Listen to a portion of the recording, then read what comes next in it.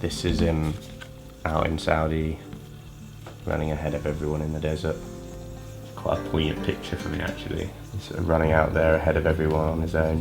What made him great, but also what got him into trouble in the end. My memories of my dad growing up are just like building stuff together, birdhouse, sand pits. And this is the barbecue he built. And all of us jostling to be the one to light the flames. Dad was a constructional engineer, mainly sort of building hospitals, bridges, water parks. My nephew Seth is obsessed with train building, so I think the engineering talent might have skipped a generation.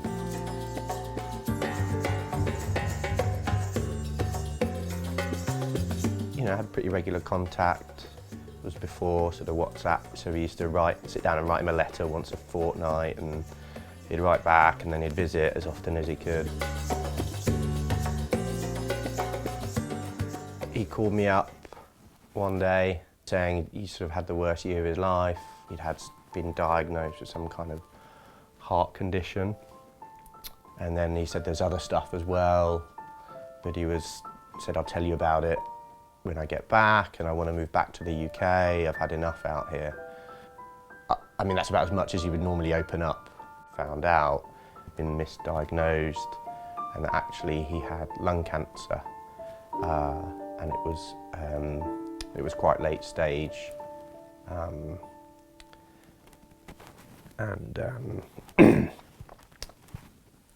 that it had spread.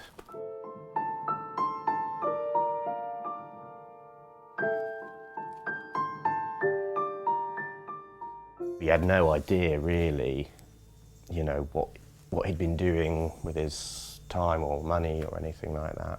Found some degree certificates, didn't really think much of them other than we didn't really know he'd got those qualifications, and some of it's a bit like, well, why would you? Well, they were quite recent. I don't think it was any kind of vanity project.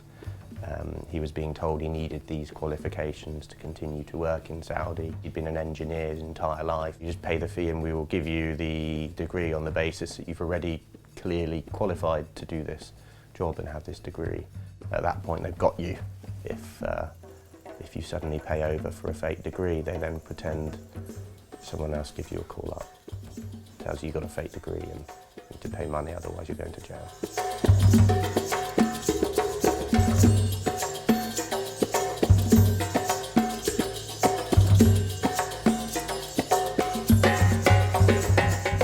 If Saudi government comes to know about this, it is a big issue for us. You know that people are getting deported. It is very difficult situation now that in Saudi Arabia, anybody is having fake degree and he can still survive.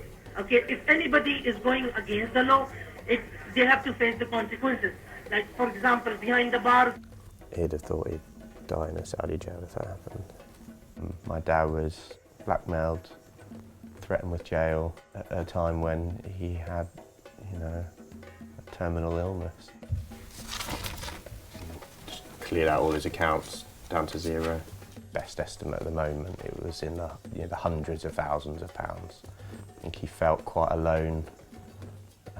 He's quite a proud man. He'd never admit to anyone that he'd got himself into trouble and didn't seek any help, and just kept trying to dig himself out of it, but he wasn't digging himself out, he was just digging himself deeper. And they weren't going to stop until they got every penny they could out of him.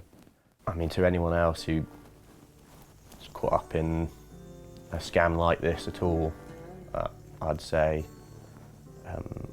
go and speak to someone about it, go and speak to a lawyer, stop the payments, stop answering the phone call. I really wish my dad had sort of done that.